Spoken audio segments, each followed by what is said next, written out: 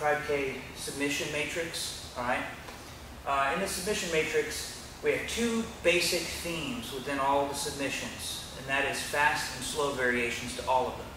Now, the difference between those two, we define them by speed of the execution. So, in other words, a slow submission is one that takes much longer to execute, and a fast one is usually much quicker. Also, a slow one is generally kind of choppier because you're taking your time with it step by step, and a fast one is usually much smoother. But the real defining difference, in my opinion, all right, is that between the two is control. With a slow submission, you have a tremendous amount of control. It's the way an anaconda would work, or anything that moves very slowly and attacks its prey like that, kind of working its way up. Snakes are a great example, an anaconda or a boa constrictor, anything like that that's going to constrict very slowly. And that type of thing is fine if you're having a hard time controlling your opponent.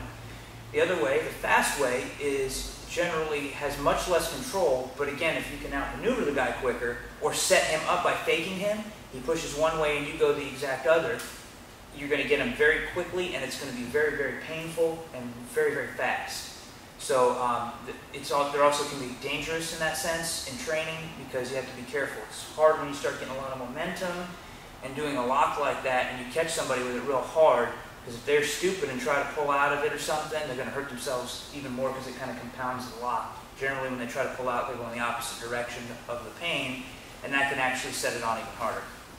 So just keeping that in mind when we train and trying to make sure that we're safe. But that's the difference really in this matrix, all right? So those two things, fast and slow. So with everything we do, particularly with our submission game, we want to remember that. Those are the defining things.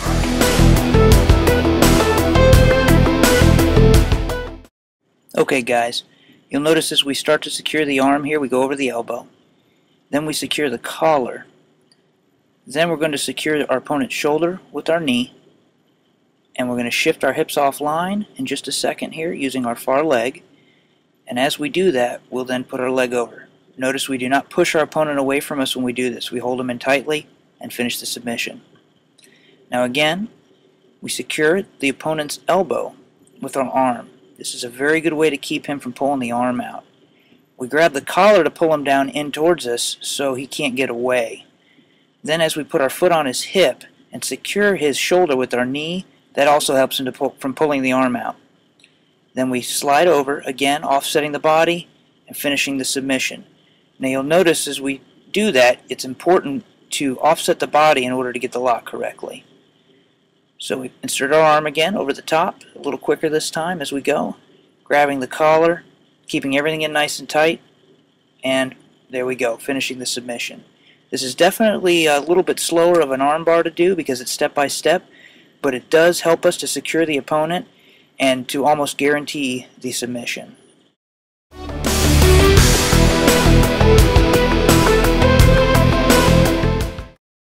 This next submission, commonly known as Jujigatame, or the spinning arm bar, is a very quick submission and one of my favorites to do when rolling. Most people think that you need to be very flexible or very fast in order to execute it. In reality, you just need to be very subtle in order that you don't give away your intentions to your opponent. If you grab the arm really hard and yank around on it, he's going to know you're trying to do something to it and pull his arm back. Because you don't have a very secure grip, you're going to give away your intention. So be subtle, secure the arm, reach under the far leg, and as you reach under there, what you're going to do is pull your body. So you'll see here in just a second after I secure my opponent's arm here. Now I reach in under his leg and secure that. I'm going to pull myself and move my hips. That's real important in order to get my leg around. It's a very quick submission. Again, the hip motion is very important. Watch again, you'll see how quickly it can be done.